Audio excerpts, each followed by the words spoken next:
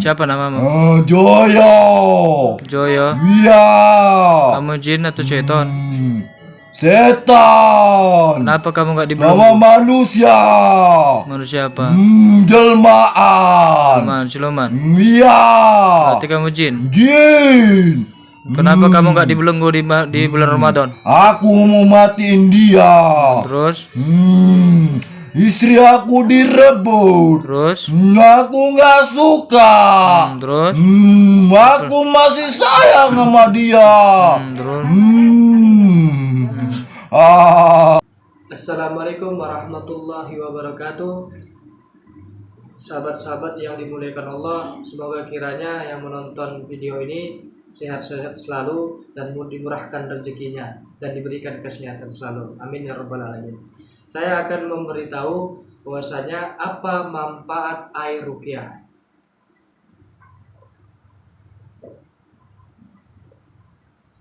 Kenapa harus buat air ruqyah?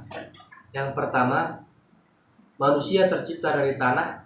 Tanah hanya akan subur bila disiram dengan air. Setan tercipta dari api.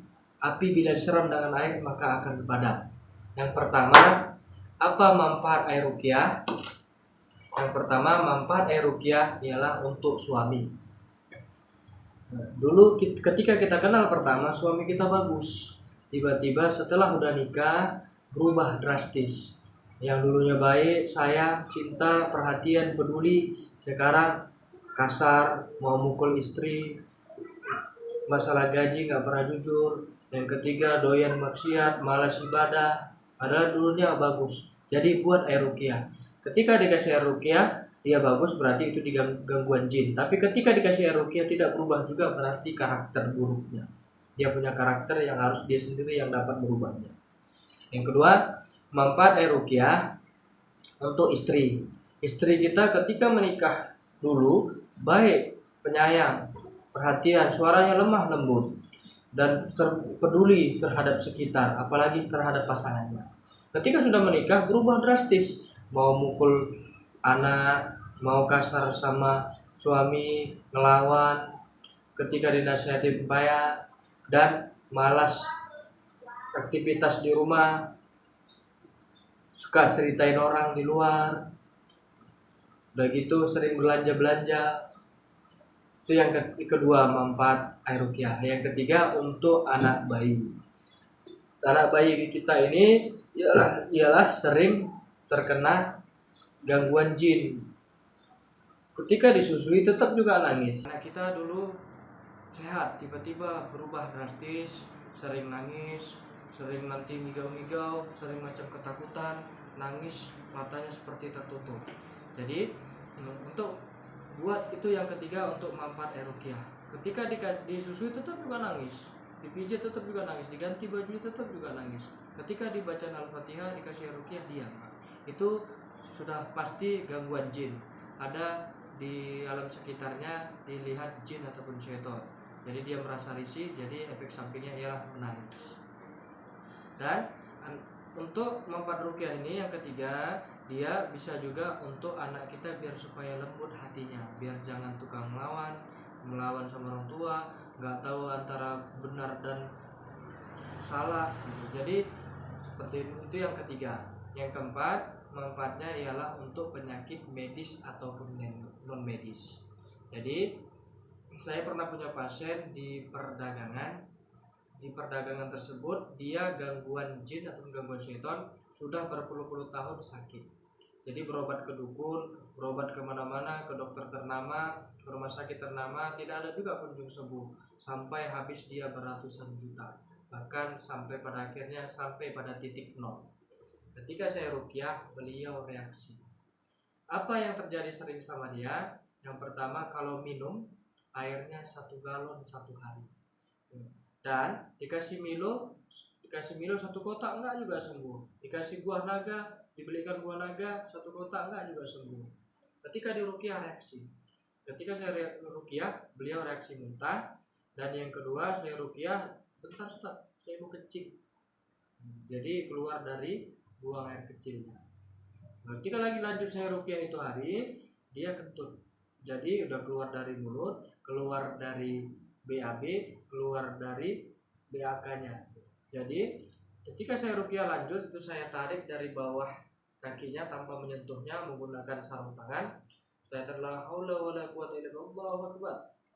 Jadi ketika saya tarik, beliau berkata, bola api. Jadi bola api inilah yang bersarang di lehernya. Apa yang dimakan tidak masuk ke dalam tubuhnya, melainkan jin ataupun syaitan yang memakan. Jadi tidak ada kesembuhan pada dirinya. Dan pasien saya yang selanjutnya di daerah Tembung, Pasar 1, itu ada dia lumpuh. Sekitar 20 tahun lumpuh. Dari umur 30-an sampai umur 51. Ketika dicapai berobat kemana-mana, orang pintar, oh ini mau baju gaun, dipakaikan baju gaun yang 3 juta. Ketika dipakaikan pingsan. Jadi berobat kemana-mana tak kunjung sembuh. Ketika saya ruqyah, auzubillahi minasyaitonirrajim. Ketika reaksi, apa yang terjadi? Beliau kesurupan seperti ular, Ibu Lorong, Ratu Pantai Selatan, Raden Kian Santang, semua dibilang. Tidak lain itu adalah syaitan. Dia nyamar jadi apa saja bisa, sesuai dengan tipu dayanya. Yang kelima, manfaat ruqyah untuk orang kesurupan. Jadi siapapun Anda pernah melihat orang kesurupan, buat saja ruqyah. Insya Allah dia sadar. Karena dia dari api. Jadi kendaraan syaitan itu angin. Kendaraan syaitan itu angin, jadi dia masuk ke pembuluh darah dan membuat tubuhnya panas. Jadi buat ruqyah, insya Allah sembuh. Yang keenam, manfaatnya ialah untuk ruqyah rumah. Dulu rumah kita dulunya enak, adem, tiba-tiba berubah drastis.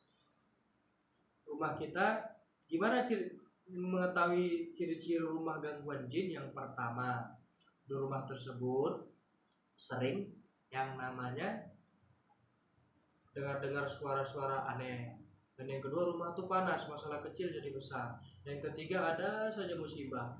Dan kita tidak tahu. Yang keempat, bisa jadi dulu bekas kuburan. Yang kelima, ya jadi ada juga tempat pembantaian ataupun selanjutnya ataupun tempat bunuh diri. Jadi bisa jadi karena kita nggak tahu silsilah rumah itu dulu tempatnya. Itu yang keenam untuk ruqyah rumah. Jadi gimana cara ruqyah rumah? Masukkan air ruqyah ini yang kita ruqyah boleh di aqua galon, boleh di teko, boleh di gelas. Jadi buat air ruqyah Al-Fatihah hembuskan, ayat kursi hembuskan, Al-Ikhlas hembuskan, Al-Falaq hembuskan, baru An-Nas hembuskan, baru baca doa penutup, Rabbana atina fid dunya hasanah wa fil akhirati hasanah wa qina adzabannar walhamdulillahirabbil alamin.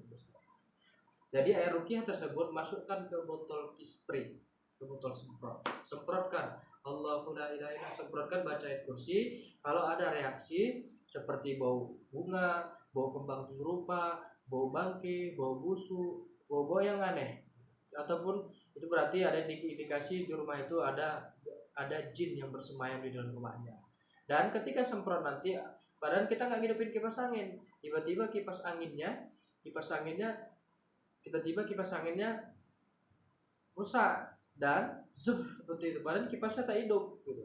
Ketika kipasnya tak hidup, maka apa yang terjadi? Ada seperti merinding. Nah, itu sudah dipastikan jinnya syaitan, karena kendaraan jin itu ialah berupa angin. Itu yang keenam. Dan ketika ruqyah rumahnya ketika semprot di atas ada seperti asap, jangan takut. Syaitan dari api bila serang maka akan keluar asap. Dia hanya sekedar menakut-nakutin, tapi setelah itu dia mati. Itu yang keenam. Yang ketujuh, selanjutnya untuk ruqyah tempat usaha. Dulu kita punya rumah makan Padang, penghasilannya 10 juta per bulan. Tiba-tiba berubah drastis, pendapatannya 500.000 sebulan. Gak seperti biasanya. Jadi ruqyah tempat usaha itu, ketika di ruqyah terjadi perubahan drastis pada pendapatannya, sudah pasti itu sihir. Menggunakan apa? Tanah kuburan. Jadi ketika orang mau beli, tak nampak, tak kelihatan tempat usahanya. Mas mana mas? Mas di mana mas? 3 hari, 10 hari ada orang yang WA. Mas kemana ya mas? Nggak buka rumah makan Padang ya. Jadi saya jualan kok mas, tapi enggak kok mas, 3 hari saya ke situ tapi mas tak jualan. Rupanya bukan 1 orang, 2 orang, atau 3 orang, ada 10 orang yang bilang seperti itu dari WhatsApp atau sosial media. Nah ini sudah pasti disiram tanah kuburan. Jadi itu yang ketujuh untuk cara meruqyah tempat usaha. Semoga bermanfaat. Billahi taufiq wal hidayah. Wassalamualaikum warahmatullahi wabarakatuh.